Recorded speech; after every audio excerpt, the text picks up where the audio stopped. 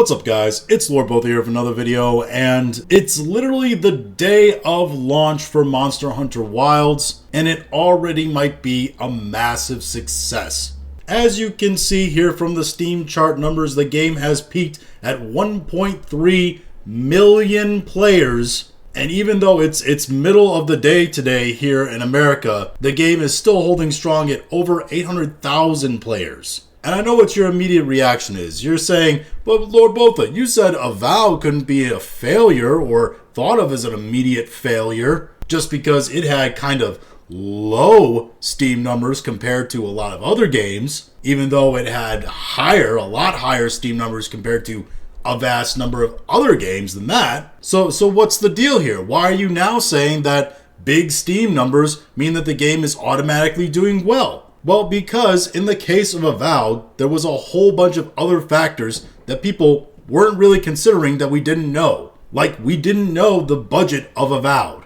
Whether the budget was a tiny 10 to 20 million, or the budget was 20 to 40, which is realistically probably what it was, or whether it was some massive $100 million plus budget. We don't know, so it's hard to judge the numbers of the amount of people playing it on Steam versus the actual sales and all that. Versus, again, then the budget. Also, you had to take into consideration it was released on Game Pass, and people were trying to compare it to other games that were put on Game Pass that were completely different genres, and their performances on Steam as well, etc., etc. It was a whole convoluted mess. But something like this is clear and obvious. It's as clear and obvious a success as something like Concord, which we knew the budget of, was a clear and obvious failure. Let me put it to you this way. If those 1.3 million people on Steam alone bought just the standard version of the game at $70 a pop,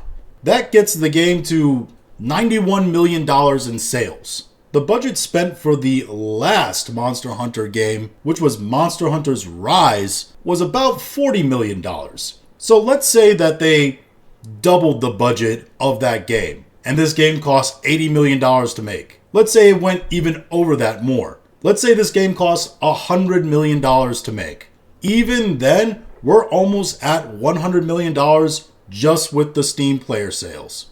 We haven't even factored in Xbox sales. We haven't factored in PlayStation sales, which I believe there's going to be a lot of people playing this on PlayStation. But yeah, just the PC sales alone, this thing is probably making its budget back, or getting damn near close. And that's despite the fact that PC is probably the worst place to play this game, because we keep hearing reports of constant performance and technical issues with this game on PC. Frame rate drops, rendering drops, game-breaking bugs, even complete crashes. And this is something that's been going on since the first beta. And at this point, people thought it would be fixed, but it doesn't seem like it's being fixed, which is probably what's led to the really low rating score of this game on Steam. 43% in reviews, 26,000 reviews of this game, and it's mostly negative. Yeah, that's a bad look. In fact, let's take a look at some of what those reviews say. This one right here, 1.5 hours in the game. Very poor performance no matter which settings you choose. There is nothing I can see making it run like this. Do better, Capcom. 0.8 hours into the game. This game is everything wrong with PC optimization in 2025. 0.6 hours into the game. Played the beta, ran like ass. Hoped they'd fixed it. Ran the benchmark, good results. Thought they'd fixed it. Paid the silly price of games these days. Didn't fix it. Such a shame, because you can see the gameplay is there, the combat is there, the environment is there. Would be amazing if you could actually play it. This person, 9.7 hours in the game. The game is absolutely amazing, but has the worst optimization I've ever seen. This person with 1.7 hours in the game. Most of my time spent in this game has been loading, debugging, reloading, more troubleshooting, and a lot of frustration. If your computer isn't beefy, you're going to struggle.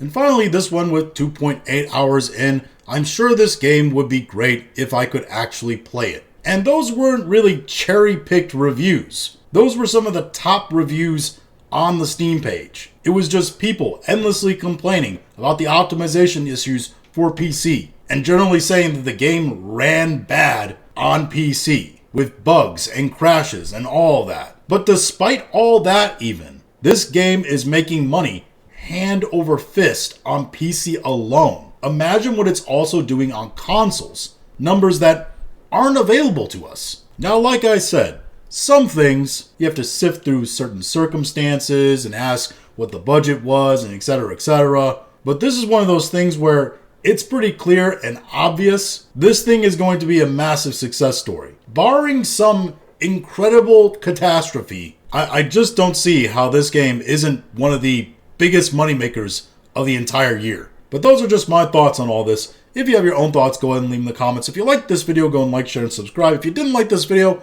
appreciate you watching all of it, and we'll talk to you again later.